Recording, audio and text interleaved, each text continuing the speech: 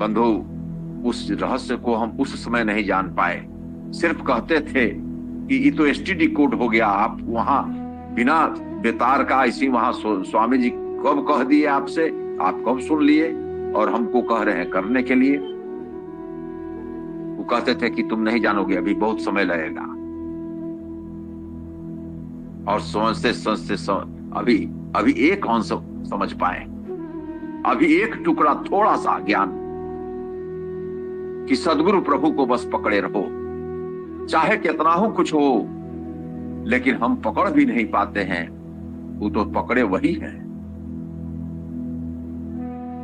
वह तो छाट छाट करके चुन चुन कर पकड़े हुए हैं। सदगुरु प्रभु अपने हंसों को पकड़े हुए हैं, और वह जब तक पहुंचा नहीं देते तब तक छोड़ने वाले भी नहीं। तब तक छोड़ने का बात ही नहीं। बंधु, सामान्य बात नहीं है सदगुरु प्रभु को समझना, सदगुरु प्रभु को जान लेना। इसलिए आवश्यकता है कि सेवा, सत्संग और साधना की ये जो त्रिवेणी है, इसे हम अपने अंदर लेकर के रखें, अपने अंदर,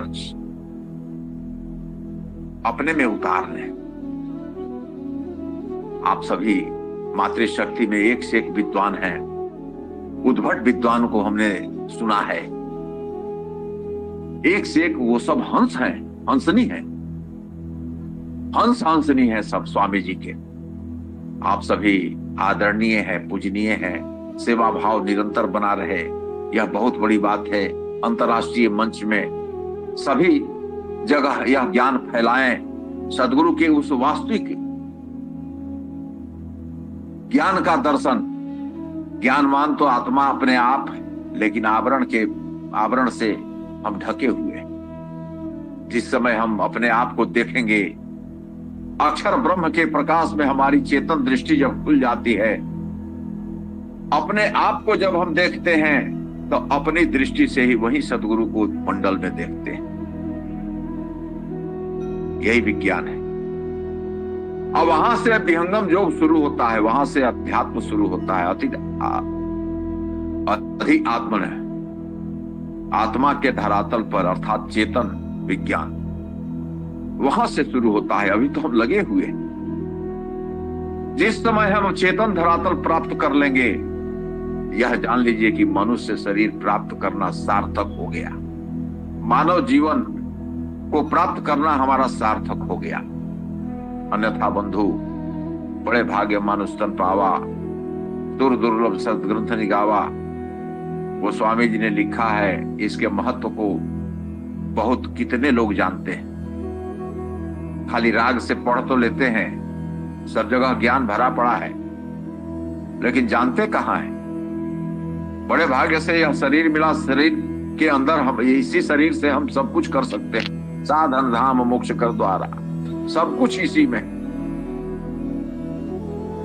इसलिए सदगुरु की सेवा, अभी सेवा का मौका, अभी हमारे यहाँ 18 तारीख से लेकर के 18 मई से लेकर के 12 जून तक लगातार दौरा है सरकार का, और उसी में हम लोग लगे हुए हैं। समय नहीं मिल पाता है, लेकिन बड़ी दिन से लगी रंभा जी ने हमें आज पकड़ ही लिया, और आपके बीच सौभाग्य मिला हमें सदगुरु प्रभु के गुणों के चर्चा करने का, बखान करने का। बंधु, ब्रह्म ज्ञान का कितना अध्ययन कीजिएगा, इसका मूल सूत्र बस एक ही हमने सीखा, अभी तक इतना ही जाना है कि निश्चल निष्कपट भाव से संसार हमें कितना हो भरमावे, उसका काम ही है। प्रकृति परिवर्तन का ही है, नित्य प्रति परिवर्तित होते रहता है, और प्रकृति का शरीर है। मन हमारे साथ है। मन को जब तक अपने कारण में विलीन नहीं कर, अपने कारण में लय नहीं करते, तब तक ये सारे झंझट लगे रहेंगे संसार के। और उसका विज्ञान एक ही है। एक रहस्य की बात और, जो सेवक होता है इस पर हम लोग बड़ी चर्चा करते थे कि स्वामी जी ने लिखा है कि सेवक भी परवाह है उतरे भवनिधि पार। उसको साधन तो कभी नहीं करता। मास्टर साहब को भी देखते थे, पूछते थे, स्वामी जी भी हम लोगों के सामने पूछते थे, मास्टर साहब जी आप साधना करते हैं कितना देरी? स्वामी जी हम साधना क्या करें, जब आंख बंद करते हैं तो बोरा दिखाई पड़ता है कि इतना बोरा वहां आश्रम पर पहुंचाना है, उतना बोरा चावल इकट्ठा करना है, किसके किसके यहाँ से लेना है, किसके किसके यहाँ से ना लेना है, यही तो हमको साधना होता है। साधना तो यही है हमारा स्वामी, क्योंकि बहुत बड़ी साधना है, करते जाइए। ये नहीं कहा कि भूमि पर हमको ये अनुभव हो रहा है, ये अनहद सुनाई पड़ रहा है, ये हमको ब्रह्मांडी नाद सुनाई पड़ रहा है, ये सब कुछ नहीं कहा।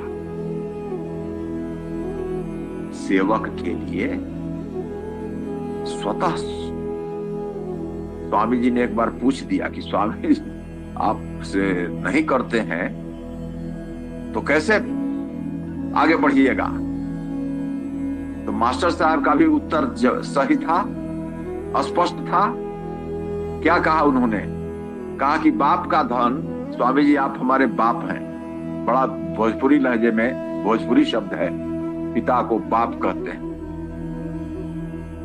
बाप का संपत्ति, पिता की संपत्ति किसको होता है? पुत्र को होता है। और आपके पास एक ही संपत्ति है, ब्रह्म ज्ञान। तो केकर हुई? पुत्र के हुई नू। इतना सरल भाषा में कह स्वामी जी मुस्कुरा देते। इतना अधिकार, पिता पुत्र का ऐसा संबंध, हम कहा कितना पहुंच पाते हैं पिता पुत्र के संबंध? हम कितना अपने पिता को समझ पाते हैं? कितना हम सदगुरु को पिता रूप में देखते हैं? स्वामी जी तो मंच से बोलते हैं हमारे नाद पुत्र हैं, नाद पुत्रियां हैं। हम कितने उनके पुत्र बने, पुत्री बने। और जो पुत्र पुत्री बने, सदगुरु ने उड़ेल दिया, दे दिया, निकाल दिया, पार कर दिया। बंधु, सदगुरु के ऊपर विश्वास, दृढ़ता का दृढ़ विश्वास, उस रूप में विश्वास, उसका मैं एक उदाहरण थोड़ा सा दे देता हूं। एक जगह मैं बोला था, हमने कहीं पढ़ा है या किसी से के माध्यम से सुना है, बड़े स्वामी जी के शिष्य थे